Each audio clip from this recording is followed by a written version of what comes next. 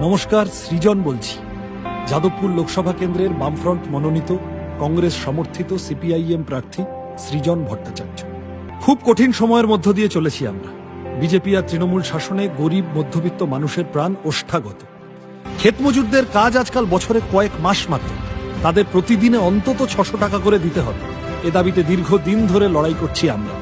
গ্রামাঞ্চলে গরিব মানুষের সমস্যা আরও বেড়েছে 100 দিনের কাজটা বন্ধ হয়ে যাওয়ার ফলে। সাংসদ তহবিলের 100% অর্থ খরচ করা হবে যাদবপুরের উন্নতিকরণে।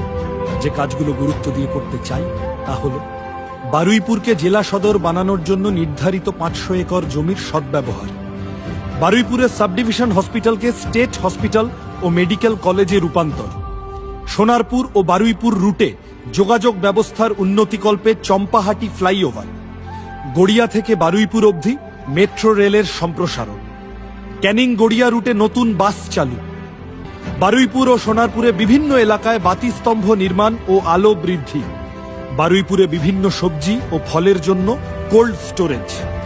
এই কাজ করতে আপনাদের সমর্থন, ভালোবাসা, সাহায্য প্রয়োজন। প্রত্যেকে ভোট দিন নির্ভয়।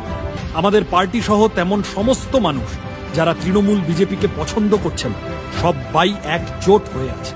আবেদন রাখছি আপনার কাছে, ভোট দিন বাঁচতে তারা